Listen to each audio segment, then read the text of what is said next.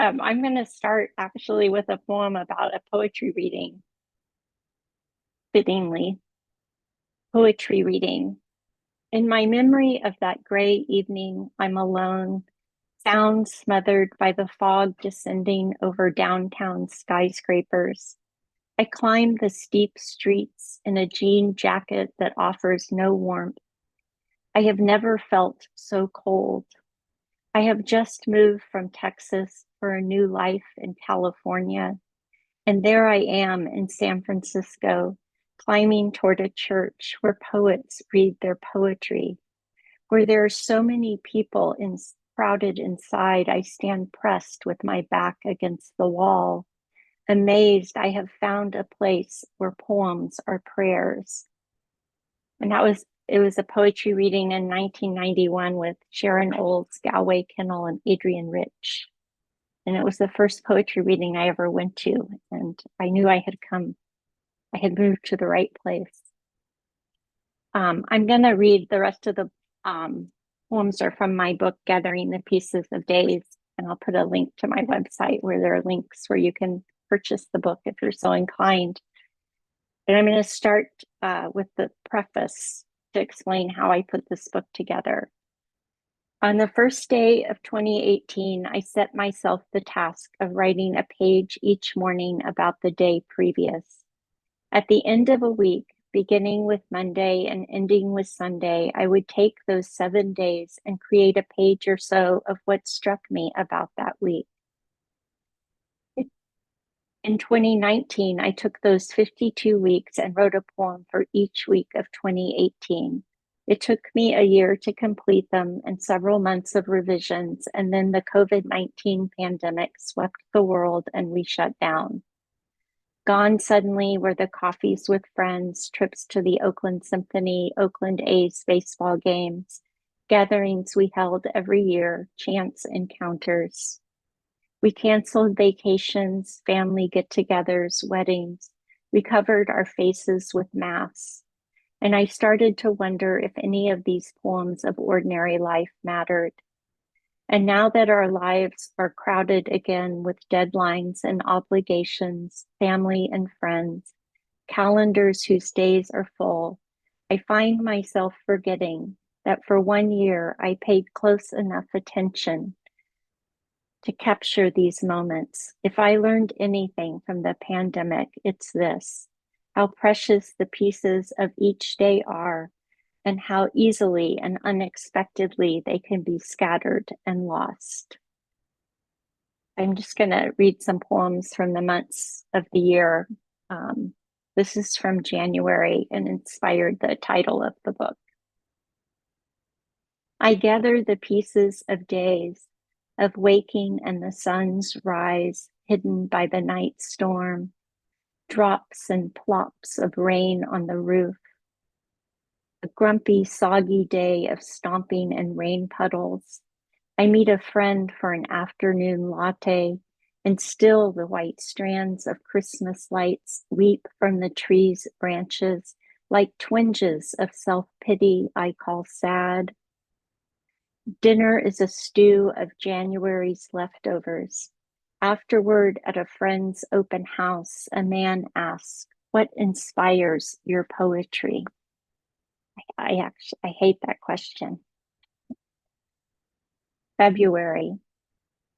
Sunday afternoon, and I hike the Belgium Trail to the site of a sanitarium where the wealthy once sent their insane alcoholic and drug-addled. The park sign describes Friday night dances where cows now graze among palm trees and the remains of a crumbled foundation hidden in grass, where I sit among them holding 3 deaths in 2 weeks in my hand. The uncle who loved farming and building mechanical things, Mimi, the godmother of bangles and beads, and Henry the cat who kept me here, awake on this earth, who let me hold him as we drove down the hill to the vet, looking around at the view, then back at me, quiet and still. March. The week before Easter, I sort the days into lines. On Monday, I dream I've been awake for 16 years, 2.5 spent reading the news.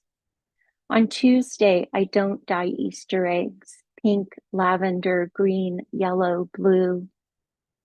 On Wednesday, I'm pulled in 6 directions, east, west, north, south, up, down. On Thursday, I scream coffee, more coffee, and the altar is draped in black. On Friday, I wear black, shirt, pants, shoes. On Saturday, I trip on stepping stones. The A's rally, but not enough to win. On Sunday, I don't take a photo before church. Me in my new Easter dress, fat, white patent leather shoes. I don't go to church. I eat a scone with lemon curd. Of course, the A's that I mention in some of these poems are the Oakland Athletics, who are no longer the Oakland Athletics. So they're dead to me now. They deserted us. April. Who will read these poems of ordinary life, of days I can hardly remember, of overreactions when a client asks, did you send the index to layout? And I explode, fuck this, pound my fists on the desk. Of Josh saying, that's really not an appropriate way to act. Of walks through tall grass and wildflowers, more poetic. Of raising my hands overhead, hello world, good morning. Of seared flat iron steaks, bread pudding with mushrooms, pappardelle with spicy pork ragu. Of a rift that leads to a night together but separate, doing our own things. Of going through photos and seeing in my face, my mother's face exact. Of trees and roof lines and a deep blue-green bay, of earth and its curves. May. Monday's marine layer dissipates and the sky reveals itself as I rake the meditation garden, water the flowering cherry, Japanese maple, our first trees just planted. The routine of a day whose edges are crisp, coffee, 2 cups at least, a page of words connected or not. Do I confess to praying, to remembering the quiet amid the cacophony of thoughts, ideas, grievances? The cats take their first trip to the vet, and I look down to discover I'm still wearing slippers. I overhear a woman going on about her book editor for her soon-to-be published book. I think first, I hate her. I think second, well, she might have an editor, but I am an editor. We go to the symphony on Friday night, Bernstein's Serenade for violin and orchestra, inspired by Plato's Symposium, 5 philosophers expounding on love, Tchaikovsky's 6th Symphony. The conductor speaks of him dying 9 days after the premiere from cholera or arsenic. I watch a royal wedding of dresses and fascinators that I swear I will never admit to watching. I wake up dreaming of waking up to discover I'm still asleep. June. Strings of memory I follow through the week. Vermeer's The Music Lesson on the page of the calendar, and I'm on the piano bench, the teacher with her strict red bouffant hair sitting behind me. You'll never learn if you don't practice. 14 years later at 22, still undisciplined about certain things, waking after hardly any sleep so my parents can drive me to the treatment center. For weeks, I wonder why I didn't drink all night if I had known it would be the last time. 32 years ago this week, Driving down the Arlington lost in thought, hugging the road's curves, I swerved to miss the car, half off the road back to today. This next poem is from July, and it's about a figure of speech. Paraprosdoken, the latter part of a sentence or phrase, or this poem perhaps, of a day in which the end turns the beginning on its head. Sleeping in and sipping slow cups of coffee into afternoon to cap a weekend restful and free in a house of language pivots. Night falls and I switch positions, side, front, back, side, some shift that will allow sleep to enter, turn off mind. Waking to see Josh sitting on the bedside like it's morning, so disappointedly tired until he turns off the light for bed. I do mention coffee a lot in these poems because I drink a lot of coffee. So we're back to a bit of baseball in this poem. I love baseball. For a day, the A's have tied the Astros for first place. The next day, it's back to second place. These are the images I sort into files, along with high fives, pitches elevated over the plate. Sitting with Josh's brother in the salmon-colored courtyard, shuffling in and out. A country I know only from dreams. Making my mother laugh when I tell her I also use subtitles to watch TV, especially for those British mysteries. I picture her moving slowly about her apartment in Dallas when she says at 87 she feels more fragile now. This next poem from September is also about my mom. She was a teacher, and she really believed that every child deserved a good education, and she really fought for that, and she fought to integrate the schools in Texas during the 1970s, which was not very popular in Texas. The first full week of autumn, and Big Tex welcomes us to the State Fair of Texas with howdy folks and Fletcher's corny dogs. After the pig races and arroz con leche, fried rice balls with Bluebell vanilla ice cream, we sit with a Black couple from Houston, where my mother taught at the school the man later attended. They talk education and hurricanes, developers developing in flood zones where poor people live, his work as a minister, hers as a teacher, segregation and integration, court-ordered busing in the 1970s, more than 20 years after Brown. My mom tells them how she ran for the school board and lost, that she was on the Urban League, appointed to the triethnic committee by the judge who ordered busing in Dallas. The man tells her, "You're a hero." Then turning toward me, he says, "Your mom is a hero." She responds before I can. Oh, she was always irritated with me then.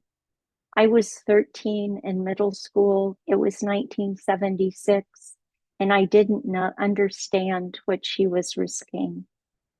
She says, my husband used to say, "LeeAnn, if you don't stop, we're going to wake up to crosses burning on our lawn."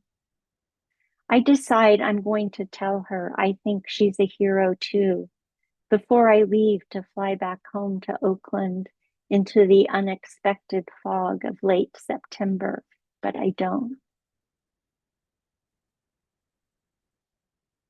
October.